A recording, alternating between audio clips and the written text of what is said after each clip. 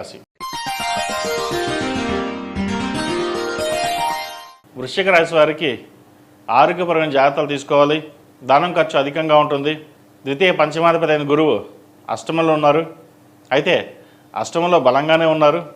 వ్యాపార రీత్యా వీళ్ళకి అనుకూలంగా ఉంటుంది. వ్యాపార వృద్ధి కోసం చేసే ప్రయత్నాలు సఫలీకృతం అవుతాయి. నరదిష్టి అధికంగా ఉంటుంది. ఎక్కువ సంపాదిస్తున్నారనే ఈర్ష్యాభావాలు ఎక్కువగా ఉంటాయి.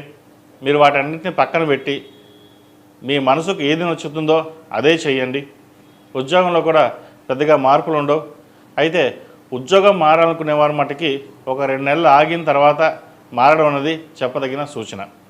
ప్రస్తుత పరిస్థితిలో దశమంలో కుజకేతువులు ఉన్నారు.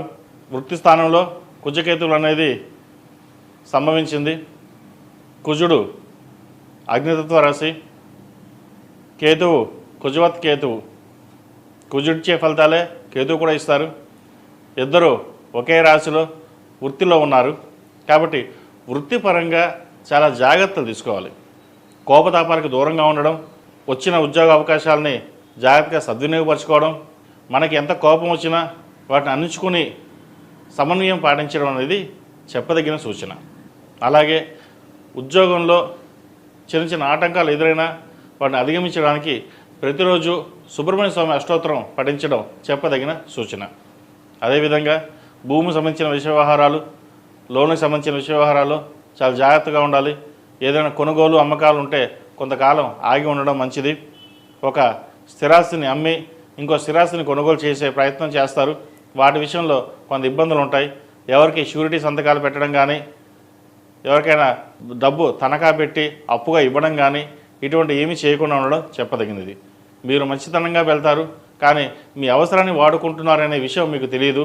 ఏదైనా పరమేశ్వర అనుగ్రహం, మన సహాయం చేద్దాం అనే ధోరణిలో మీ మంచితనం ఉంటుంది. అదొక మందుకు మంచిదే. అయితే దానం చేయొచ్చు, సహాయం చేయొచ్చు. అపాత్ర దానం అనేది అంత మంచిది కాదు. వాటి విషయంలో జాగ్రత్త ఉండండి. అలాగే జీవిత స్వామి సలహాలు, సూచనలు మీకు ఎంతగానో ఉపయోగపడతాయి. ఈ రాశిలో జన్మించిన విద్యార్థులకు కాలం అనుకూలంగా ఉంది. దశమాధిపతి అయిన రావి సప్తమంలో ఉన్నారు. ఏదైనా పోటీ పరీక్షల్లో విజయం సాధించడానికి గాను మంచి ఫలితాలు సంప్రాప్తిస్తాయి. అలాగే గవర్నమెంట్ ఉద్యోగం కోసం ప్రయత్నిస్తున్న వారు గట్టిగా ప్రయత్నాలు చేయండి, మంచి ఉద్యోగం లభిస్తుంది. వైద్య వృత్తిలో ఉన్న వారికి కాస్త చికాకు పెట్టే విధంగా ఉంటుంది.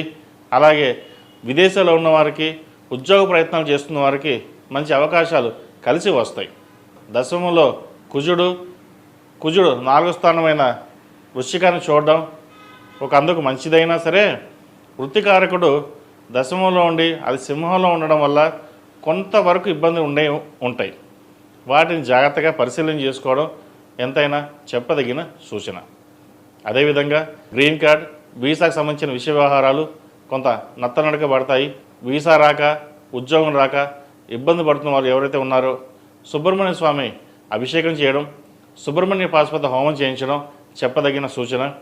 అలాగే ప్రతిరోజు ప్రతినిత్యం ఓం నమః శివాయతో దీపారాధన చేయండి. కొంతవరకైనా మంచి ఫలితాలు సంప్రాప్తిస్తాయి. ఈ రాశిలో జన్మించిన స్త్రీలకు వృత్తి ఉద్యోగాల పరంగా, వ్యాపార పరంగా సానుకూలంగా ఉన్నప్పటికీ ఆరోగ్య రీత్యా కొన్ని జాగ్రత్తలు తీసుకోవాలి. అష్టమంలో గురువు ఉన్నారు. కడుపుకు సంబంధించి, హృదయం సంబంధించి, అలాగే గ్యాస్ట్రిక్, అసిడిటీ, గ్లైనిక్ సంబంధించి ఇటువంటి విషయాలు ఇబ్బంది పెట్టే విధంగా గోచరిస్తుంది. సరైన సమయంలో ఆహారం, నిద్ర అనేది చాలా ముఖ్యం. మీరు కష్టపడతారు కానీ ఆరోగ్యం పట్ల అశ్రద్ధ చేస్తారు. వాటి విషయంలో జాగ్రత్తలు తీసుకోండి. ఏది ఏమైనా సరే ఈ వారం ఈ రాశి వారికి కొంత మంచి ఫలితాలు సూచిస్తున్నాయి. డబ్బు విషయంలో జాగ్రత్త వహించండి.